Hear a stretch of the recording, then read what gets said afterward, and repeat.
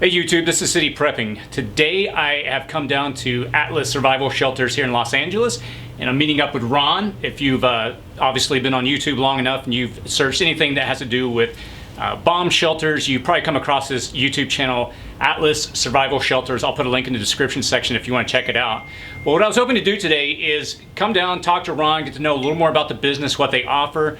Obviously in the prepper community, having some kind of way of protecting yourself in a grid down or a nuclear fallout situation is on a lot of people's minds. And so this is a man that produces some of the best products on the market when it comes to fallout shelters, and dare I say probably one of the best products on the market. No, the best. The best, okay, thank you for the correction. Not one of the best. Not one of the best, but the best. So what I'd like to do is kind of get to know a little more about Ron, his business. Some of my subscribers, before I came down, I did put together some questions, and I'll ask those in this video. So on that note, Ron, thank you so much for taking the time to let me come down. We've been hanging out for a while today, been having a good day, catching up, getting to know each other.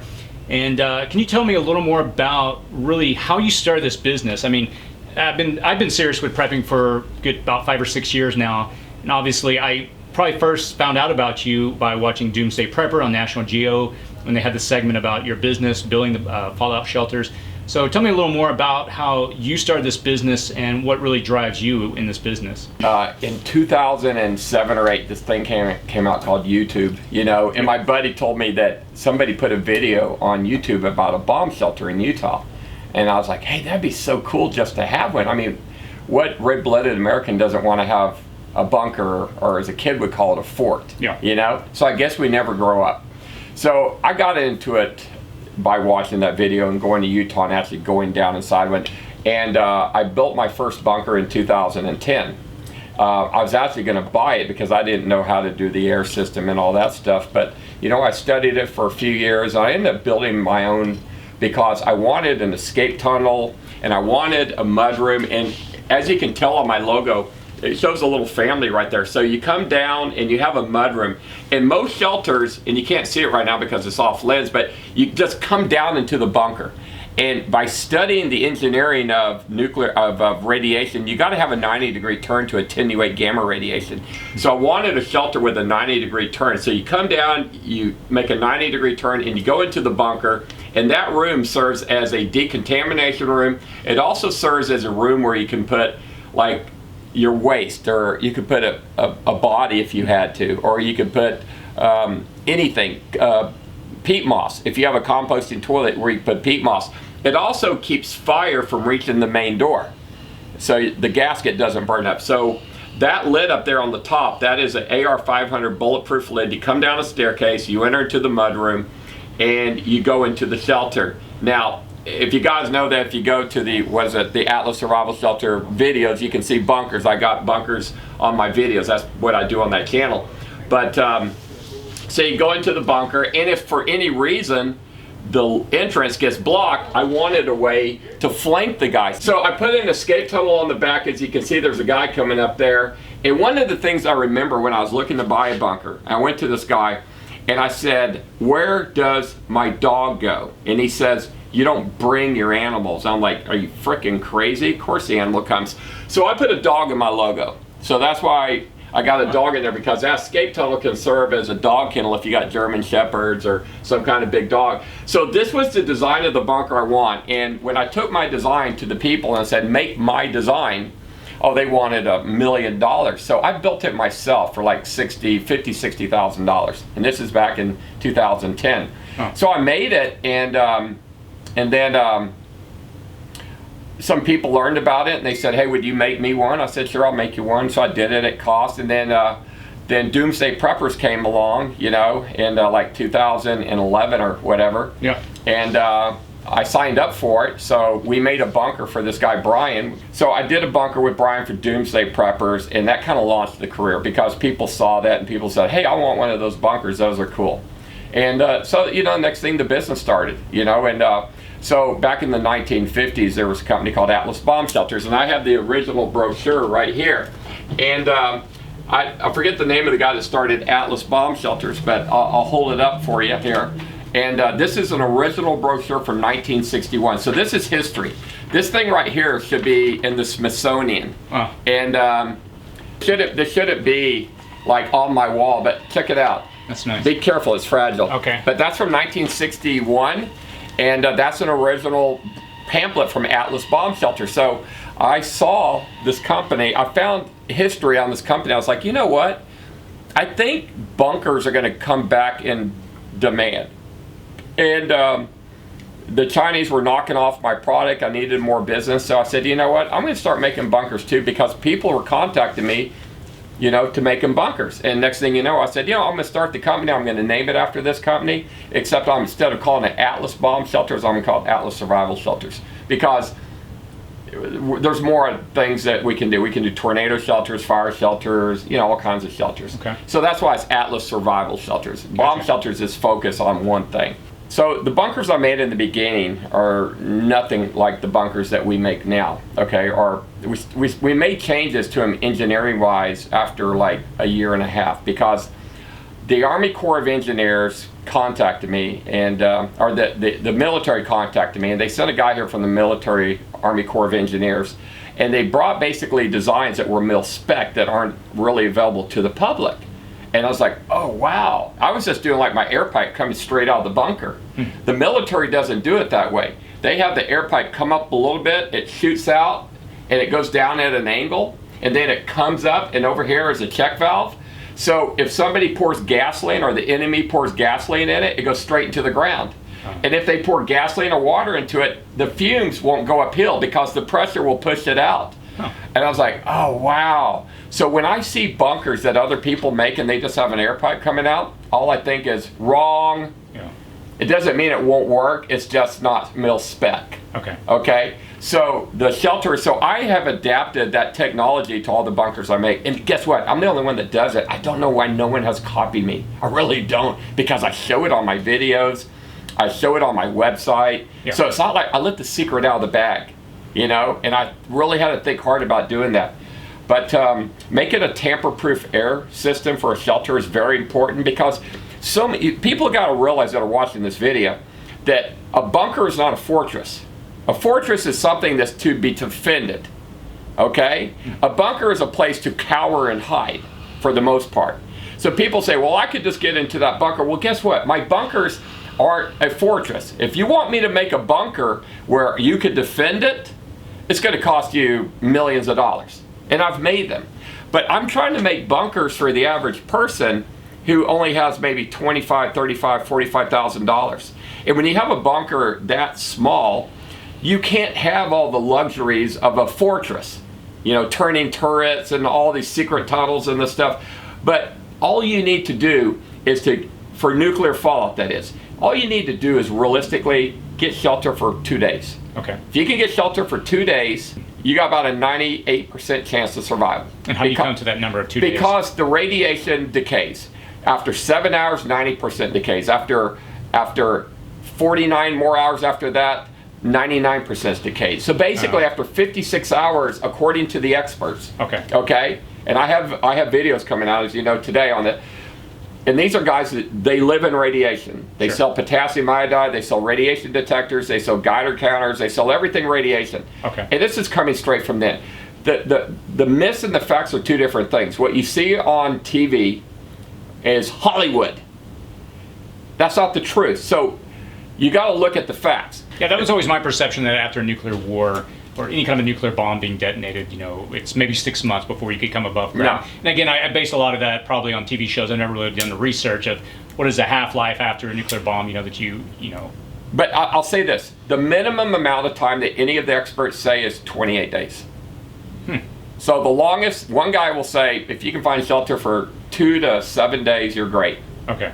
And I agree with him. Because Ideally, even the other guy. But if you really want to lay it out to where you have zero chance of coming in contact with radiation, you should stay underground 28 to 30 days. So if you can at least make a week, you'll be fine. But in a perfect world, if you can go a month. Okay. So when I got into the business, I went to Switzerland and I studied with Andair. That's the company that makes the Swiss-made air filtration system, which is military spec. And that's the ones that you have in your bunker? That's the ones I have in my bunkers. Those are the real deals. They have 60 pounds of carbon. They weigh like 100-something pounds. And those are standard in all your... They're standard in all my bunkers, and they cost like $10,000 bucks. They're very expensive. Oh. But the guy took me to Swiss military bunkers. And I got to go into actual live bunkers because there's bunkers everywhere in Switzerland. But they have these military bunkers so the military can be active and go. So when I went to the military bunkers, they have the same air system as mine, except they have 4 in a row. They'd have a bunch because it was like 6,000, 7,000 square feet. But they only had 2 weeks worth of food and water. That's all the amount of food and water they were equipped with. And that's the one thing that still to this day I was shocked with, that if the Swiss military, and they know what they're talking about, they feel 2 weeks worth of food and water is enough for nuclear war, I guess they must know what they're doing. Okay, so the fact that people think that they're going to have to go down in a bunker and live there for a year before they come out, you're watching too much TV, guys. Okay, you need to study more YouTube channels, and like I do, and learn the facts. But I've known this for a long time because there's a book called Principles of Protection, and I don't know where it went, but it was written by Walter McCarthy, and he's an engineer, and he's been in the business for like 38 years. And he has myths and facts, myth and facts, and myths and facts, you know what?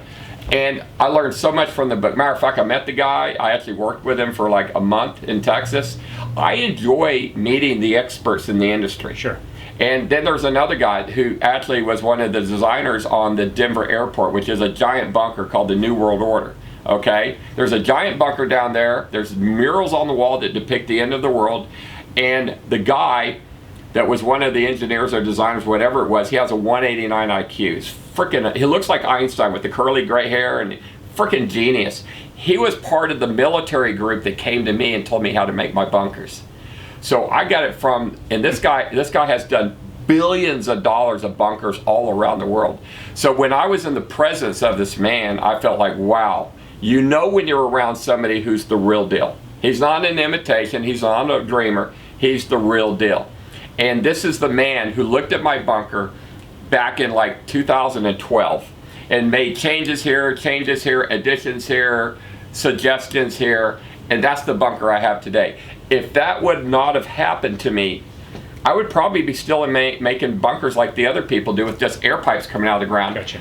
Yeah, but you know what's sad is some of these people that make other shelters, they have like a PVC plastic pipe coming through the roof of the bunker. So all you have to do is go up to the PVC pipe, take off the 90-degree elbow, and you can look inside the bunker. There's a hole. You can see inside the bunker. You can pour gas in it, drop a match down, you can burn them out. Wow. And that's how, literally, that's how my competitors, or one of them I know of, my main competitor, he does his air system. Where mine has that 6-inch galvanized air pipe. Keep in mind, I'm using a 6-inch air pipe because I'm using a mil spec. These guys are using 4-inch PVC pipe. So I've got to also go to see the bunkers of other people that they bought, and it's like the hatch was just a tornado, like a roof hatch. When you go on a building, you open up a roof hatch, and they're like, you know, thin metal.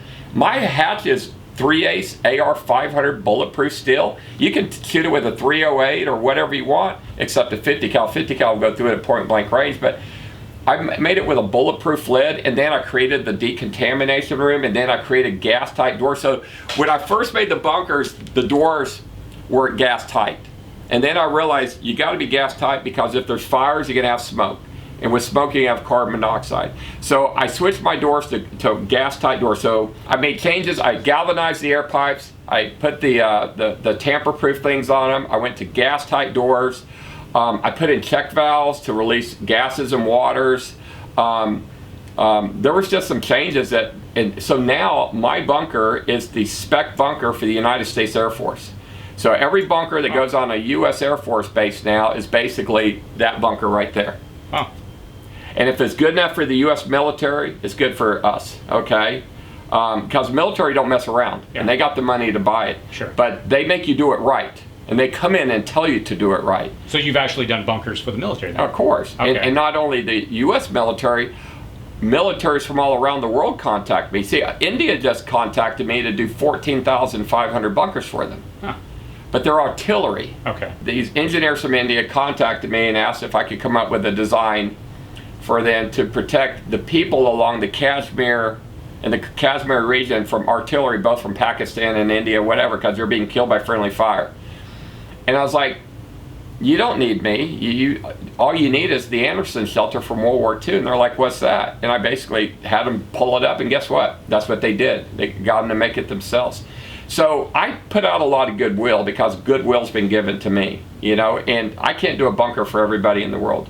But the one thing I'm trying to do, I'm trying to make bunkers affordable so everyone watching this video right now can get a bunker, whether they do it themselves. Now, I showed you in a video that I put out yesterday about how you can just take a septic tank and put the manhole extension on it, bury it in your backyard, and you could crawl inside that. And if you could stay down there for 2 days with a bucket to pee in and hold the other one and some food and water, you can survive. From a nuclear fallout shelter. From nuclear fallout, and Okay. you can do it for under $1,000. Oh. So, I'm trying to teach people how they can do it themselves. Huh. It's not about making money off everybody, it's about trying to save everybody. Okay. So so that's what my YouTube channel is more about, is about teaching people how to do it themselves, or economic ways to build bunkers and put them in. So what I'd like to do is just ask you a few questions some of our subscribers have asked, and some things that have actually been on my mind as well. Once you actually get into it, the shelter, let's say, there's either fallout or some event that forces you into the shelter with you and your family, how do you actually power it? Because again, if you have a gas generator running, that's going to draw noise. If you have solar arrays out, people are going to see those. So what does it usually recommend to, keep the lights on? Or how do you, I know that has an air filtration system. I'm assuming you could probably hand crank that, but how do you typically recommend people power their shelter? You want to have enough power to be able to operate that shelter without any solar panels or generators for at least 48 hours, which is the minimum amount of time. So if you have a battery bank that has 48 hours of power to run what you have in that shelter, you're good. What is it, by the way, you need to power other than lighting? I mean, I know you can all you need to operate is the lights and the air system. You're not going to be running refrigerators in a small bunker. Okay. Look, a small bunker, a federal prison cell is 7 feet by 12 feet. That's 84 square feet. Okay. The bunker outside right now is basically, it's an 8 by 10, but with the inside walls, it's 7 by 10. So that's 70 square feet. So you've been in that bunker. Yeah. And a federal prison cell is 2 feet longer than that, okay? And the guys spend their entire lives in there. Matter of fact, not just one guy, but sometimes 2 guys. Okay? So bunkers have a couple fills. You can get a bunker that feels like a federal prison cell with a set of bunk beds, a toilet, and a sink. You can survive, basically. You can survive. But you're not going to thrive in that. You're not going to thrive. You're not going to thrive. Yeah. And then you can go to a bunker like the one behind me that's built out, and you can have master bedrooms, and you can have big screen TVs. By the way, kitchens. you mentioned at the beginning that you could survive, that you need just, let's say 2 days is, survive from a fallout. What is then the reason for having something that's massive? What's, I'm assuming some people are like, oh, I need to stay underground longer for different reasons. It's the same reason some people buy 100-foot yachts and some people buy 20-foot fishing boats. They both hit the water. I went fishing this weekend in Costa Rica. The first day we went out on a 20-foot fishing boat, it cost us $600. The next day we went on a 42-foot sports fisherman yacht, it cost us $1,800. We caught fish on both boats. We had fun on both boats. The point of the story is, some people like a bigger yacht, some people can only afford a smaller boat. I was going to say, it comes on the money. If you have the money, yeah. If you have the money and you believe that imminent civil war and the apocalypse is coming, you want that bunker to be as big as possible, because you probably calculate it for 4 people, but you're going to find more people are going to want to join you in that bunker. But if you put a very small bunker in for, say, $25,000, $30,000, it's only going to have 2 to 4 beds, and it's not going to have any more room. And one thing about bunkers, if you close the door and the air system is shut off, let's say somebody puts a bag over the air pipe, tries to suffocate you, you got to have at least 3 hours of air not by law, but the rule of thumb is, when you close the door, you want to calculate the amount of cubic feet of air in a bunker at 100 cubic feet per person. That will give each person 3 hours of breathing time. It's 60 square feet per hour. Okay, so if you got a bunker that let's say has 1,000 cubic feet of space inside, and that will be air, that's going to keep 4 people alive for like 4 hours, 5 hours, and then the air's gone. So in a typical bunker like this Atlas one, that would give them more than enough time to use the escape tunnel. Yeah. Okay? And to flank the people that are trying to suffocate them, or wait till nightfall and wait till it's dark and then come out at night, like popping your head out of the ground like a gopher and shooting the sucker in the back that's trying to kill you. Okay. So that is my mentality, okay? if you ask me what I believe is going to happen, what's coming up, I believe a lot of chaos, a lot of death, and the end of the world as we know it. I believe in the next decade, we will see a global war that is basically, it's a global war, but so many civil wars, because if America is fighting its own civil war, we can't be the world police. Therefore, other countries are going to have their own civil wars because they know Americans aren't going to come stop the murdering in Africa and other countries. So you're going to see genocide along biblical scales. You're going to see Christians massacred. You're going to see Jews massacred. You're going to see white people massacred. You're going to see black people massacred. It depends where you're at, but people are going to massacre other people. And especially when there's no food or water or medical supplies, you know, it's the fittest are going to survive. So I hate to see it, but I see the end of the world as we know it coming in the next decade, and I believe it's going to start in America, and I believe it's going to start over guns. This is just my personal belief. So people who are watching this, they all have their own opinions. You have your own opinion. This is just my personal opinion. But it's going to start when Trump leaves office, probably a year or two afterwards, and they're going to press the wrong buttons on the wrong people, and those people aren't going to take it anymore, and you're going to see revolution. And you're going to see a division between the states or the people or whatever. I think that line, you know, you explaining your concerns, what you see coming down the road. I know obviously when people call you, they're probably expressing their concerns. What? Do you hear kind of a common message? And again, I don't want you to divulge, you know, revealing information that people may be sharing with you. But what do you hear a lot of? I'll give you the main two. Yeah, what are people that you're hearing? I'm going to give you the main two reasons people are getting bunkers like crazy today, and it's not North Korea. I haven't even heard the word North Korea in the last 6 months. It's because they believe the rapture's coming. Okay. And the tribulation, which is, you know, the Christians go to heaven, and there's 7 years of famine, and the Antichrist comes. So you got a lot of religious people calling. A lot of religious people. Okay. And civil war. And I believe in both. I believe the rapture and the tribulation is going to be the civil war. So all the preps that I'm making aren't even for me, because I'm a Christian. You know that too. You've seen that in yourself. I'll go quick, okay? And I'm not worried about, but I worry about other people around me. So do you also, these people that are calling in, I did ask you this question earlier. Well, do you find that there are a lot in any particular geographical part of the United States? No, it's all over the place. Okay. But when I bring up Jesus Christ, because I'm quite the evangelist at times, they say the same thing. Okay. But people just don't come out and blatantly say, I'm a Christian. Okay. So, I mean, do you feel like they're the bulk majority? I mean, 75, 80%, or is it just kind of an even? Okay. Yeah. Yeah, I was kind of curious. I mean, I'm always wondering, you know, what is it you hear on the other end of the line when you pick up? What is it that motivates or concerns people? It's not crazy people, I can tell you that. Okay. You don't have to be crazy to want a bunker. You just gotta understand, every year about 40,000 tornado shelters are put in. So that's for tornadoes. And I'm in California right now because, but I'm from Texas. But I'm in California right now because of wildfire shelters. I'm the same too. I'll just admit that I'm a Texan, but I'm stuck in California. You know what? It's so funny, guys, but you know what? I don't even have a California driver's license because I won't allow it. But I'm so jealous. So yeah, I still have a Texas driver's license, and I buy my guns in Texas, and I have all the guns, but you can't buy these things, or you can't do things in California. Okay, so then you get a lot of people that are, it sounds like, you know. And I'll tell you another thing. I don't ask them if they're Republican. I don't ask them if they're Democrat. But I can tell you it's overwhelmingly 99% Republican. Okay. Okay. But overall, the majority of the people buying bunkers are white, Christian, Republican, and I would say 55 to 60% of the customers are women, not men. Really? More women buy bunkers than men by far, not even close. That's super fascinating. Yeah, I've always you would never think about that. Yeah, I was kind of curious what your demographic, who it is that calls, what they're looking for. So I think that kind of answers my question on that one. No, the mother bear is buying the bunkers for the family. Now, this is funny. Like, what year are we in? 2019? Like in 2012, if somebody wanted a bunker and there was a married couple, it would be the husband wanted one and the wife thought he was crazy, or it was the wife wanted one and the husband thought she was crazy. Sure. But when did that change? I would say around 2015. Nobody thought anybody was crazy anymore. Matter of fact, I almost forgot about how it used to be.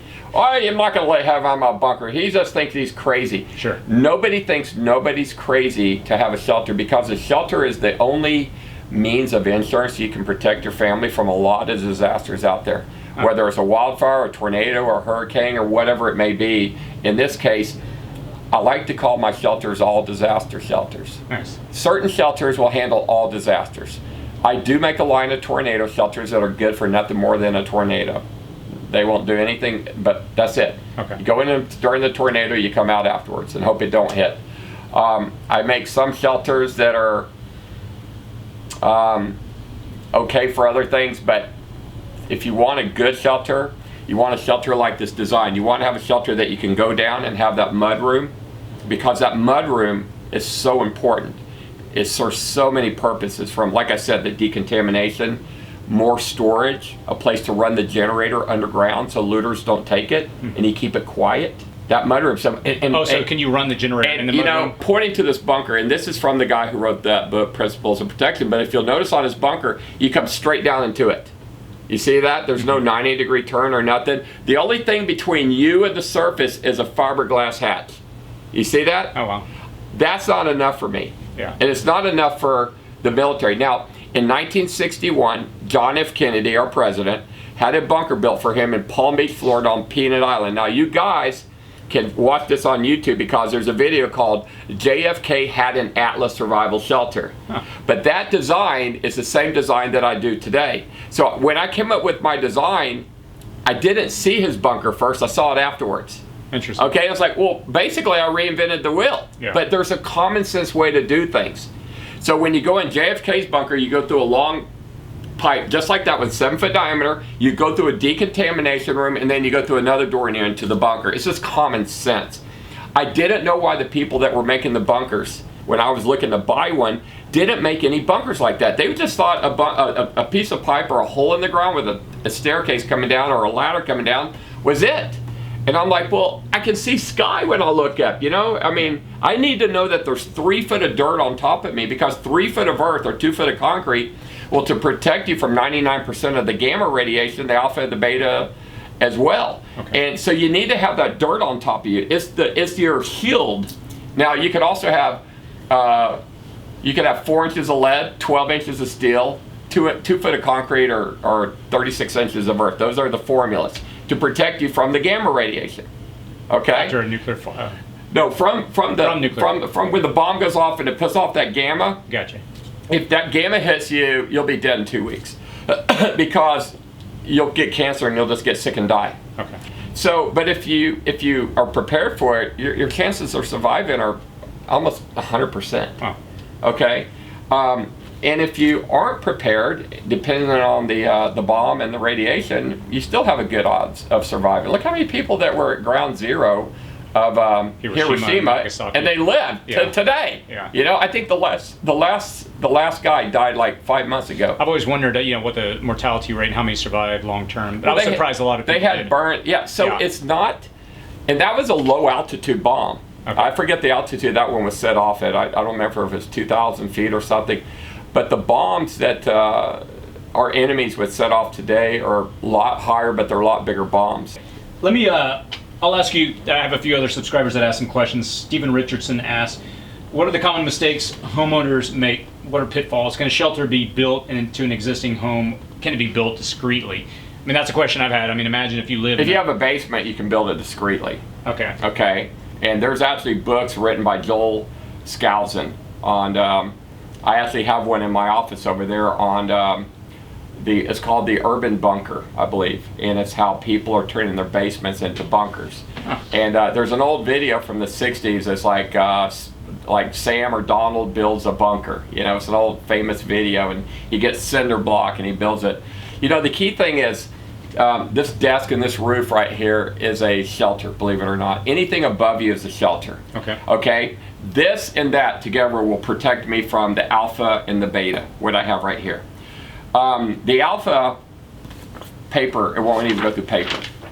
It's that weak of radiation.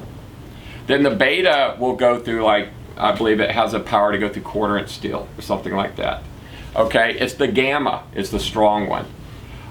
It will go through, well, that's why you need 2 foot of concrete or 3 foot of earth. It won't go through that. So if you're close enough from the bomb or the fallout and it's emitting that gamma is kind of like what will get you, the gamma. And that's the one that causes the cancer, and that's the one that could kill you in 2 weeks if you're close enough to a bomb. You basically it just deteriorates your organs and you just die. Okay. But in the video that I'm putting out today, you'll listen to an expert talk. I forgot what he said, but he covers all this stuff. Okay. And it's quite interesting. And when you leave it, you're like, I don't even know if I need a shelter, you know. But again, it's not. I'm assuming, and when it comes to shelters, it's not just about nuclear. Well, detonation. it's not. There's a lot of other concerns that people have. And I will say this: most people that are getting a shelter aren't really worried about nuclear fallout. It's probably the last on my list, to be honest. But yeah, well, it's consideration. But there's a lot of other things that I would be concerned about. Well, yeah. In my manifesto, or thing that I wrote, how I feel it will go, I believe that if America shows weakness, an enemy will take advantage of us. And that bomb and that missile and that nuclear warhead will probably come over in a shipping container or somehow get over here. And it will come from Pakistan. And not only do I believe that, other experts believe that that's the one country that will let a warhead out. And if they can get one out, they can get 20 out.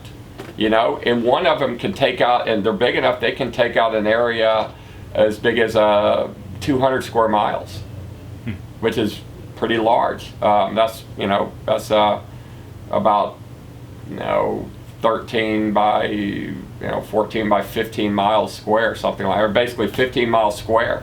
Okay. That's a lot. You could take out all of Los Angeles almost with that. So I guess really the way I would view it is, if you've got a shelter like what you have, I mean, you're pretty much covering your bases, whether it's nuclear, whether it's, as long as you can stay underground for a long period of time. It's the only insurance you can buy. Okay. There's nothing else you can do. This is it. That's where you draw the line. A shelter is the ultimate survival item you can buy. There's nothing else, nowhere else you can go than into your own private bunker. You can buy all the food and all the water and everything, but if you can't keep it from looters and you can't keep it from the radiation and whatever things, it's not going to do you any good. So a bunker is a safe place to put the food, it's a safe place to go, and it's a safe place to hide. Your biggest fear then after that is not that thing, but it's those people that are outside that bunker. And if you remember the episode of the Twilight Zone, yeah, where everyone's trying to break in that guy's basement because he built the shelter in the basement. Yeah. They're all trying to break in. That's really what's going to happen. And it seems surreal, but you got to understand, everything we're talking about, guys, is going on right now. It's going on. It's gone on in Syria, but their apocalypse is pretty much over. There's nothing left. There's no one there. It's going on in Yemen. They're chopping people up and stuff. It goes on in Africa every day. There's apocalyptic situations going on all over the world right now. We just don't see it, and our liberal news just doesn't cover it. I don't know why they don't want us to know what's going on in the rest of the world. But people are going through their apocalypse and their doomsday scenarios right now. It's just we feel like we're on an island here and we're untouchable. But we've had one civil war. We're going to have another civil war one day, and it's just how life works. But you know what? The good thing about when everything's said and done, there will be an earth and there will still be a people. And somehow life will go on, and we wish we could avoid it, but it's going to be unavoidable. There's too much hate in the world and too much hate in this country. Yeah, I mean, one of the things I know some of the subscribers have asked is cost. If you were to say a family of 4 or 5 people, the typical American family, what would you recommend if someone was saying, hey, I want to stay on the ground for a month, say, hypothetically? What are you talking about cost-wise? They need a budget $50,000 because they're going to get a federal prison-sized bunker probably. Okay, not very big. It's going to be the size of this area where we're making our video right now. It's going to be $50,000. Yeah, okay, because you got to buy the bunker, and the bunker, let's say, is going to be $35,000. You got to truck it to Indiana, wherever you live, so that's going to run $4,000. You got to dig a hole and put it in the ground. That's another $5,000. You got to get one of those Kodiak generators, which is probably $2,000 to power it. Okay. So I just got you a plug for your guy, didn't we? Huh? So by the time everything's said and done, it's $50,000. Now you can do it cheaper, but it's going to be like crawling into a closet. And you got to calculate. You got to have to buy a water barrel. You're going to have to buy the freeze-dried food. So all you need to survive is you need the food and you need the water. So let's talk about the shelter, because one of the things I've always been interested in is, say you have a family of 4 and you're stuck in a shelter. I've always been curious, what does it look like for a bathroom? I mean, I'm assuming it's some kind of a compost setup.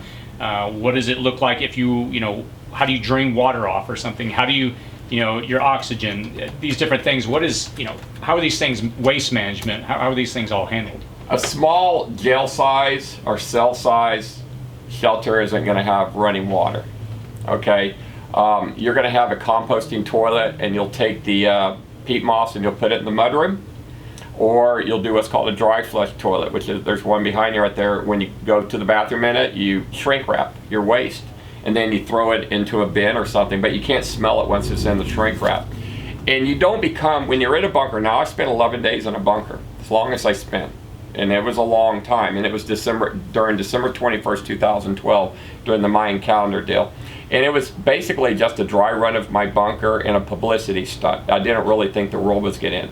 But all the media came out, the Good Morning America, the Today Show, Neil Cavuto, all the news networks, they all were there. Because I was the only person in America that was in a bunker that I know of. I never heard of anybody else in a bunker other than me. So all the networks were lined up their trucks. So I actually had to come out of the bunker at times and get the guys down in there. So, but when you have a bunker, it doesn't mean that you're just confined to the bunker. You can leave your bunker, okay? You don't have to stay in your bunker. It doesn't mean that if you come out of your bunker, the world's glowing yellow, okay?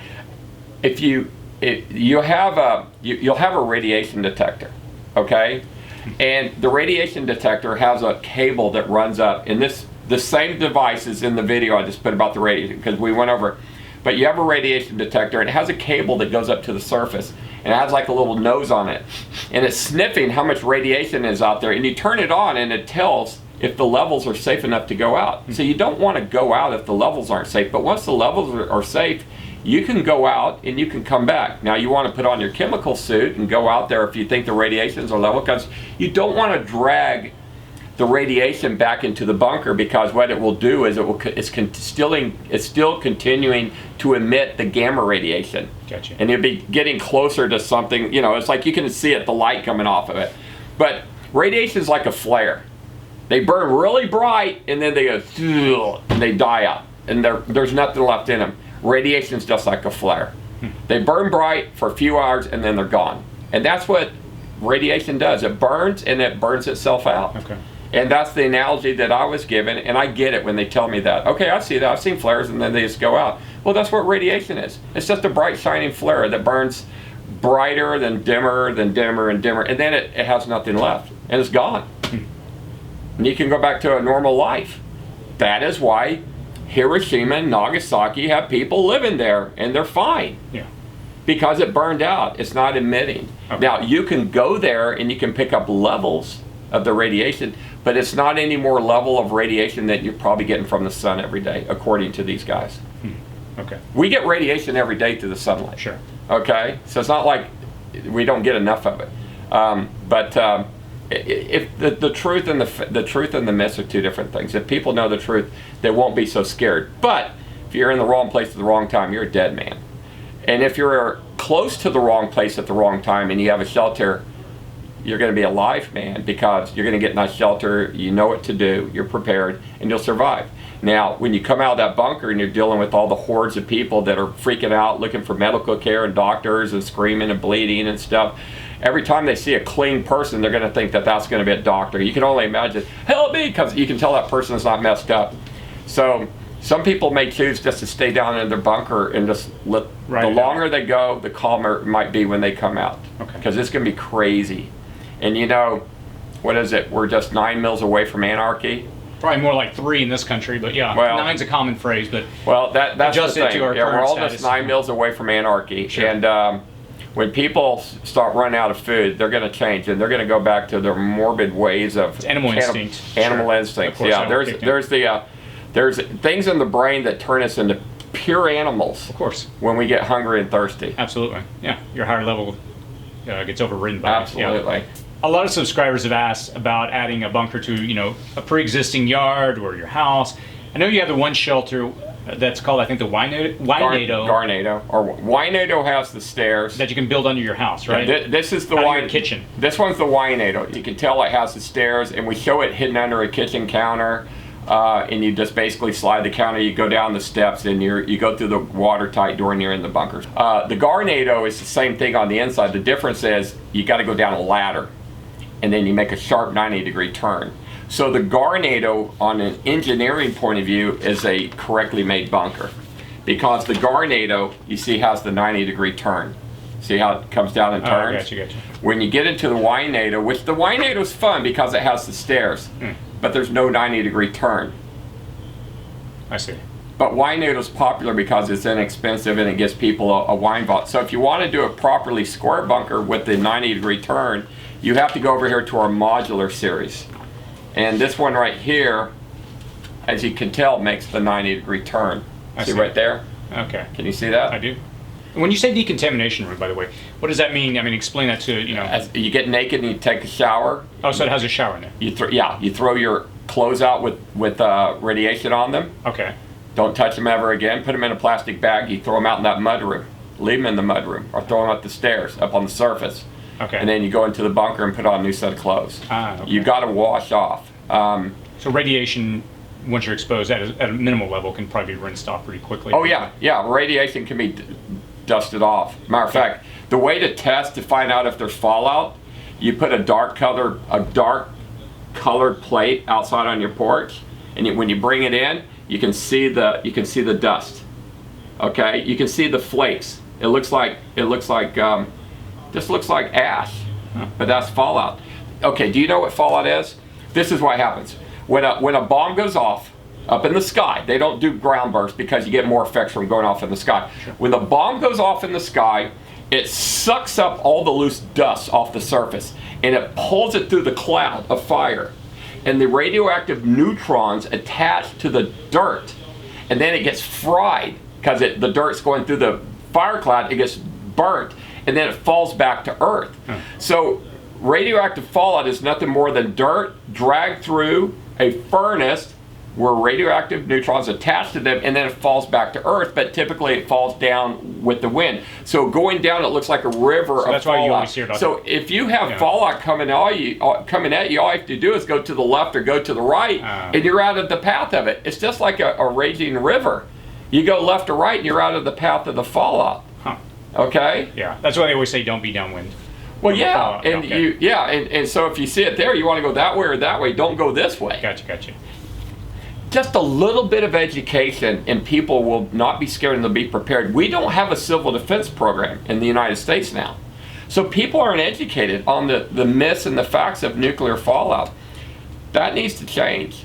So if a bomb goes off, the first thing you don't want to do is, if you see the flash, you don't want to look at the flash, and then you got to keep in mind that there's going to be a blast. And if you go to a window and try to look out, in about 5, 6, 7, 8 seconds, the blast is going to hit that glass and it is going to shoot from one wall to the other. And people aren't even trained. So the facts of Hiroshima and Nagasaki, when the first bomb went off, okay, they learned enough from the first bomb that in the 2 days between the two bombs, that they taught the people not to run to the windows. So many lives, I saw stories about how many lives were saved because people knew not to run to the windows but to duck and cover from the flying glass. Interesting. Because on the first bomb, people ran out and then the blast wave hit them and the glass shattered and people were just injured all over the place. This glass shattered. The second bomb, everyone, when they saw the flash, they ducked and they covered and they waited for that blast wave to hit them. So, but we don't have that education. If a bomb went off right now, everybody would run to the window and look. But me, I'd know what to do. I'd get under this frickin' desk. Yeah. So the prepared mind is, there's very few prepared minds. Yeah. People are gonna have to do it themselves. You know what? But we can change that. We can do it through. I can do it through TV. And my goal through, you know what I got going on. My goal is to educate people, and pass goodwill to people on what to do and how to get prepared. So, my personal goal is to try to save as many lives as possible with my products, teaching people how to do it themselves by putting in septic tanks, or you can polyethylene septic tanks, concrete septic tanks, even using an existing tornado shelter in Oklahoma. Okay, if you have enough sod on top of you, it's going to be better than nothing. And there's a lot of tornado shelters in Oklahoma. As long as they have enough dirt on top of them, they're going to be fine. But doing nothing is stupid. And I'm not going to sit, as I said, I'm not going to just lay over and die. I'm not going to go down without a fight. Gotcha. Okay, that's what I'm trying to say is, and I'm going to leave a legacy for whoever. So all those supplies I have in that office in there, there's a lot of supplies, you know, and they can do a lot of good for some people. And it's not all for me. I can't carry all that. That's 1,000 pounds of supplies in there. I don't even know if I could pile it all in one car. But eventually, when I get my land and my place to go, I'll leave enough here to get out of town.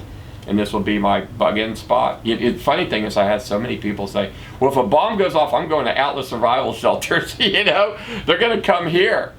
Well, what makes you think I would even let you in my bunker if I had one here? Yeah. But you see the mentality of people?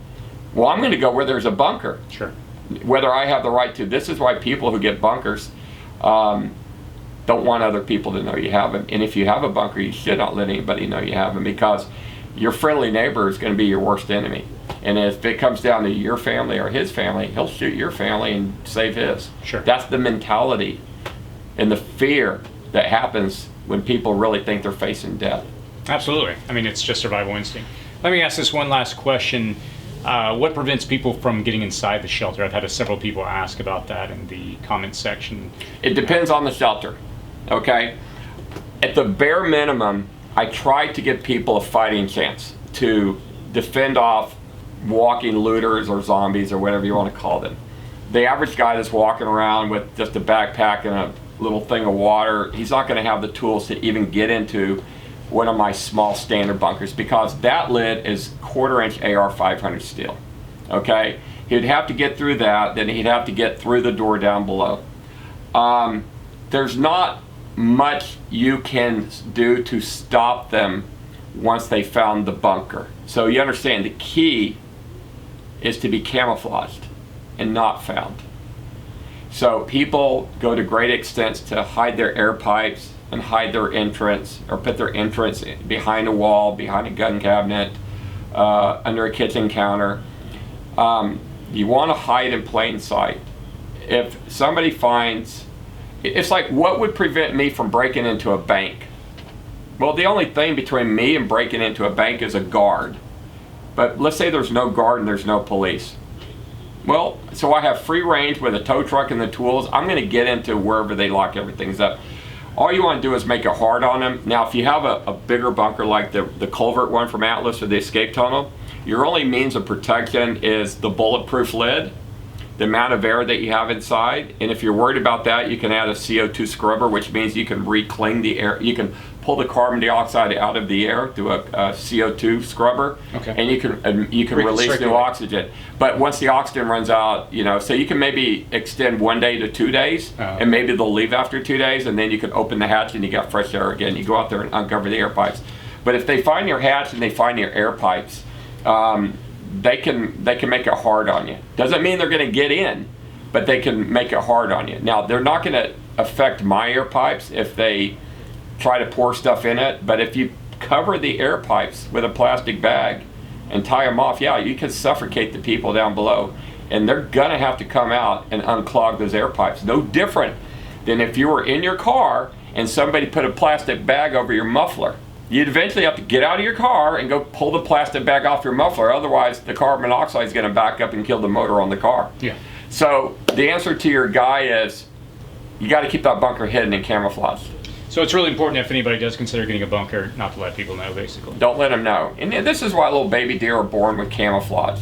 They have no protection other than the camouflage themselves. And God made it to where deer don't emit odors. You know, they're odorless, so animal walk around doesn't smell like young deer. I don't know how he did that. But they're camouflaged and they're odorless until they can basically fend for themselves and run. But yeah, being camouflaged and hidden is very important. Well, it's interesting.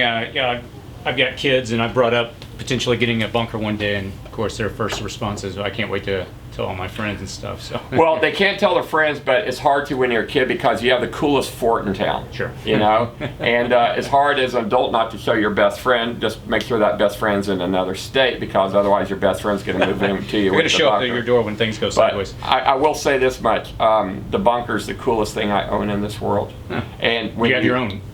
You have your original one that you built. Yeah, my original one. Okay, it's 500 square feet. It sleeps 10 people. It's Wow. it's big. Yeah. But and it still has the wow factor. But the bunkers I make now compared to 2010 or whatever, my bunkers are just better now. They're cooler now. But once you have a bunker, you feel it like you have Superman cape on. You feel invincible because, wow, I'm underground. A bomb could fall on us right now and we'd be okay. Huh. You know, so it does give you that sense of what's Security. Well, it's a sense of invincibility. Okay. That, wow, bullets can't get to me. Nothing you feel like you just have a lead cape on and nothing can affect you. You're Superman. Okay. It does make you feel that way, and in a way, you are. You're armor plated for the moment you're down there until you come back out. So it's fun. Yeah. You got to look at a bunker as insurance. Okay, you have a family. Do you have health insurance? Sure.